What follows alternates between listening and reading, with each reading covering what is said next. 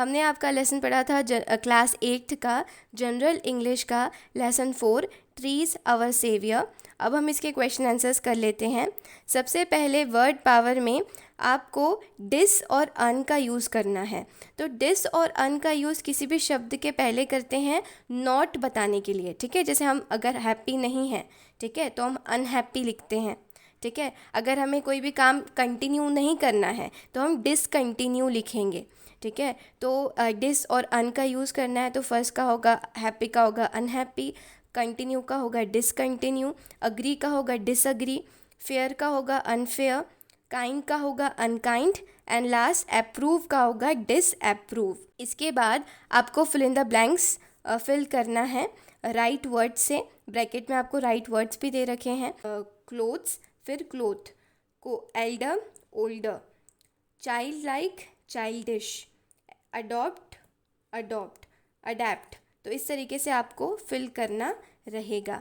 इसके बाद सी वाला क्वेश्चन है match the words given in a 2 boxes to make compound words, ठीक है। 2 बॉक्सेस में अलग अलग वर्ड्स दे रखे हैं, ठीक है, और आपको कंपाउंड वर्ड्स बनाने हैं। तो कंपाउंड वर्ड्स होते क्या हैं पता होना चाहिए।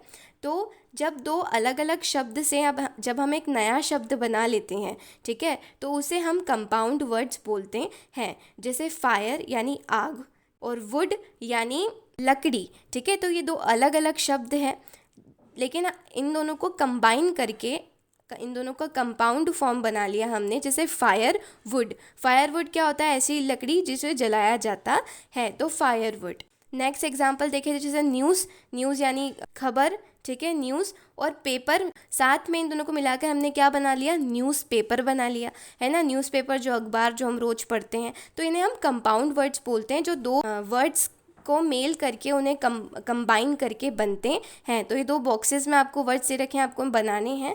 तो जैसे toothbrush, newspaper, T pot, notebook, raincoat, forehead, suitcase, इस तरीके से आपको बनाना रहेगा। फिर कॉम्प्रीहेंशन में आपको क्वेश्चन आंसर्स दे रखे हैं।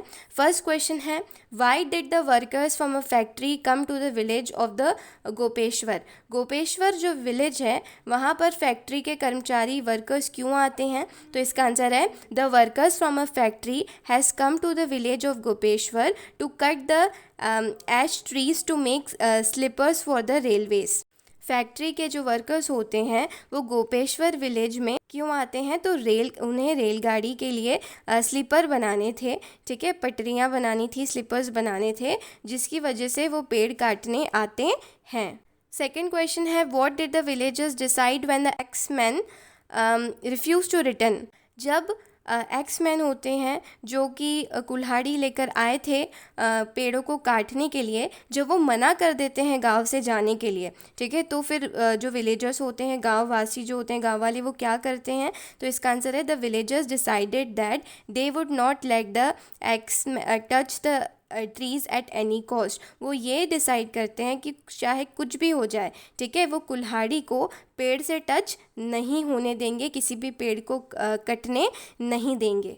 थर्ड क्वेश्चन है what did the axeman do when the villagers hugged the trees and shouted Chipko Chipko. कुल्हाड़ी लेके जो एक्समैन आए थे वो जब जितने भी विलेजर्स होते हैं वो सारे ट्रीज से चिपक जाते हैं और सबको बोलते हैं कि चलो चलो हग कर लो ट्रीज़ को, मतलब ट्री से लिपट जाओ ताकि वो ट्रीज़ को कोई काट ना पाए। तो जो एक्समैन होते हैं वो क्या करते हैं, तो इसका आंसर है the axeman were frightened and they run away. उन्हें डर लग जाता है, ठीक है, वो जो कुल्हाड़ी लेकर आए थे पेड़ काटने के लिए, उन्हें डर लगने लगता है कि अरे ये गाँव वाले तो अपनी जान देने को राज़ी हैं पेड़ों के लिए, तो उन्हें डर लगने लग जाता है और वो भाग जाते हैं। Fourth question what did the villagers do when the contractor choose another forest।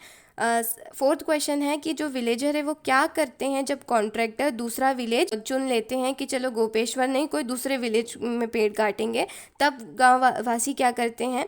तो when the contractor choose another forest, जब कॉन्ट्रैक्टर दूसरे जंगल में जाते हैं, जो ठेकेदार होते हैं, जो कॉन्ट्रैक्टर होते हैं, दूसरे जंगल में पेड़ काटने चले जाते हैं, the villagers began to march in a procession to save the forest. वो क्या करते हैं, मार्च करने लगते हैं। मार्च का मतलब क्या होता है, जुलूस निकालना, ठीक है, तो वो जुलूस निकालने लगते हैं पेड़ों को बचाने के लिए उस जंगल तक। फिफ्थ क्वेश्चन है what is a work of Dasholi Gram Swarajya Mandal का क्या वर्क है? तो इसका आंसर है the organization work to regenerate the degradated forest. ठीक है, ये एक ऑर्गेनाइजेशन है, ठीक है, एक संस्था है जिसका काम क्या है कि जंगल जो डिग्रेडेट हो गए हैं, ठीक है, जिनका पूरी तरीके से डिस्ट्रॉय हो गए हैं जो जंगल, उनको फिर से रीजनरेट करती हैं। ठीक है, फिर से वो पेड़ लगाते हैं, फिर से एक तरीके से फॉरेस्ट का इन्वायरमेंट वो फिर से क्रिएट करते हैं। बी वाला पोर्शन है कि आपको ट्रू एंड फॉल्स बताना है। तो फर्स्ट का है फॉल्स, सेकंड का भी फॉल्स, थर्ड का ट्रू, फोर्थ का ट्रू एंड फिफ्थ का भी ट्रू। इसके बाद लेट्स लर्न में आपको फिल इन द ब्लैंक्स करने हैं विद सूटेबल प्रोनाउंस। ठीक है, सही प्रोनाउन से आपको ब्लैंक्स को फिल करना है। तो प्रोनाउंस क्या होते हैं? प्रोनाउंस वो सारे शब्द होते हैं जो कि हम नाउन की जगह पर यूज़ करते हैं। ठीक है, जैसे रोहित, रोहित एक नाम है तो नाउन है। ठीक है, तो रोहित की जगह हम ही लिखते हैं, वो लड़का है तो हम ही लिख सकते हैं। रोहिणी लड़की का नाम है, उसकी जगह हम शी लिख सकते हैं। कोई भी चीज़ जैसे टी इज़ वेरी हॉट, ठीक है, कि ये जो चाय है बहुत गर्म है, तो हम टी इज़ वेरी हॉट की जगह हम इट भी बोल सकते हैं कि इट इज़ वेरी हॉट। ठीक है, तो इट भी क्या हुआ? प्रोनाउन होगा। तो ऐसे शब्द जैसे हर, दे, वी, शी, ये सारे क्या होते हैं? प्रोनाउंस होते हैं। तो सही प्रोनाउंस को फिल करना है। तो फर्स्ट का होगा हर, सेकंड का होगा शी, थर्ड का ही, हर, दे, फ्रूट, देम। ठीक है, तो इस तरीके से आपको फिल करना है। अब बी वाला पोर्शन है, इसमें आपको पास्ट परफेक्ट टेंस में कन्वर्ट करना है। बॉक्स में आपको कुछ वर्ब दे रखे हैं और उन वर्ब को आपको पास्ट परफेक्ट फॉर्म में कन्वर्ट करके लिखना है। तो पास्ट परफेक्ट टेंस होता क्या है? तो ऐसा काम जो पास्ट में हुआ और वो परफेक्ट है, मतलब कंप्लीट हो चुका है। ऐसा काम जो पास्ट में हुआ और वो कंप्लीट हो चुका है, उसे हम पास्ट परफेक्ट टेंस बोलते हैं। तो उस तरीके से आपको लिखना है। तो Harry had died before the doctor केम। ठीक है, फिर होगा the rain had stopped before you arrived.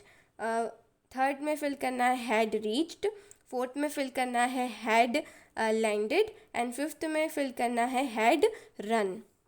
अगर ये वीडियो आपको हेल्पफुल लगी हो तो please subscribe to the channel and drop me a like. और अगर आपकी कोई भी क्वेरीज़ हो, कोई भी डाउट हो, तो आप कमेंट सेक्शन में लिख सकते हो।